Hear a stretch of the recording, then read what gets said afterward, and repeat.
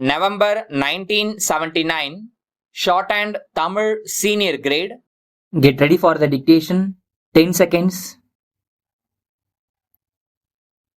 5 seconds. Start. நண்பர்களே, தமிழ்நாடு விவசாய அபிவிருத்தி சங்கத்தின் ஆண்டு விழாவில் கலந்து கொள்ளும் நல்ல வாய்ப்பு கிடைத்தமைக்கு நான் மிகவும் மகிழ்ச்சி அடைகிறேன். இந்த சங்கமானது கடந்த 10 ஆண்டுகளாக விவசாய அபிவிருத்திக்கான நல்ல பல திட்டங்களை தீட்டி செயல்படுத்தி வருவதை நான் அறிவேன். நாட்டு மக்களும் நன்கு அறிவர்.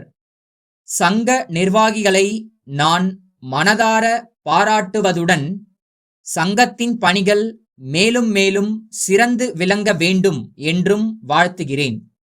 விவசாய அபிவிருத்திக்கு தேவையான எல்லா அம்சங்களையும் பற்றி தகுந்த ஆராய்ச்சி செய்ய வேண்டியதன் அவசியம் நாட்டில் உணரப்பட்டு வருவது நல்லதே ஆகும்.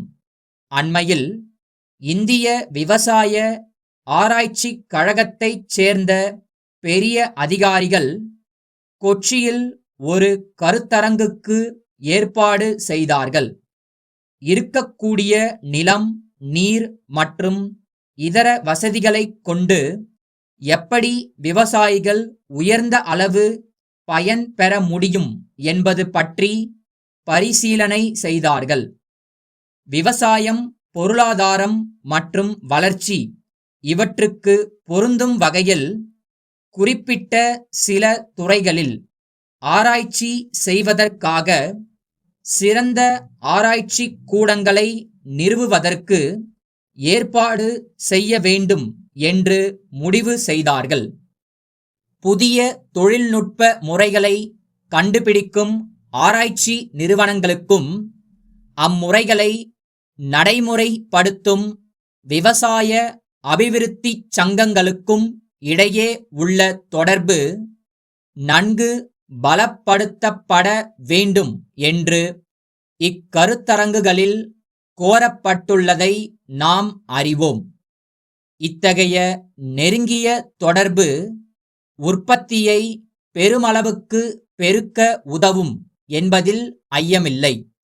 தற்சமயம் ஒரு சில மாநிலங்களில்தான் இந்த 2 பிரிவுகளும் ஒன்றுக்கொன்று இணைந்து செயல்பட்டு நாட்டுக்கு நல்ல பயனை அளித்துள்ளன. இவை எல்லா இடங்களிலும் இதே முறையில் செயல்பட வேண்டுமென்று கேட்டுக்கொள்ள விரும்புகிறேன். நம் நாட்டின் சில பகுதிகளில் கடந்த சில ஆண்டுகளில் விவசாய உற்பத்தி கணிசமான அளவிற்கு உயர்ந்துள்ளது என்பதை அனைவரும் ஒப்புக்கொள்ள வேண்டும்.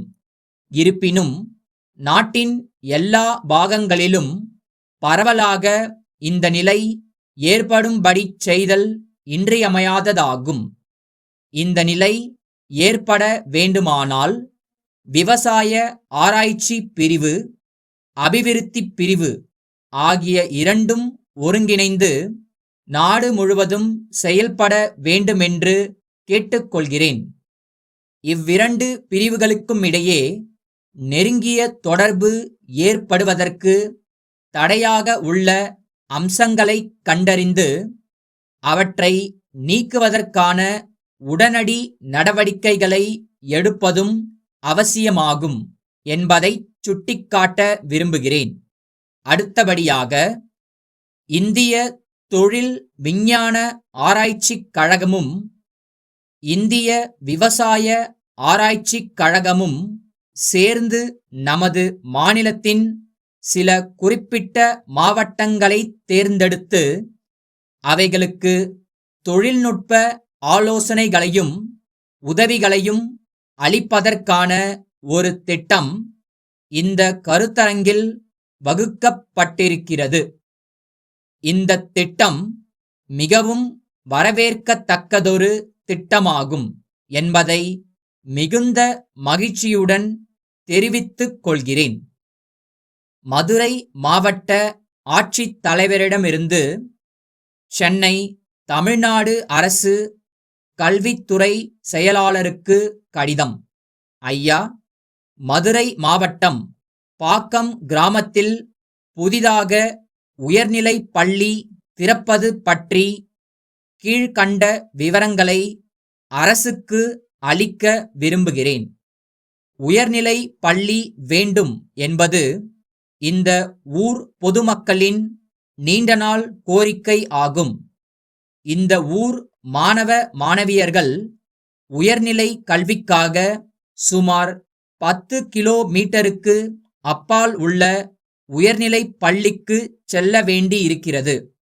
மழை காலங்களில் இவர்கள் மிகவும் கஷ்டப்படுகின்றனர்.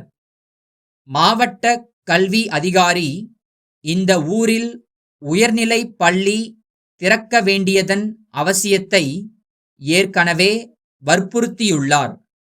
பள்ளி திறப்பதற்கான நிபந்தனைகளில் ஒன்றான ரூபாய் 10,000 மாவட்ட நல நிதியிலிருந்து செலுத்த முடிவு செய்யப்பட்டிருக்கிறது.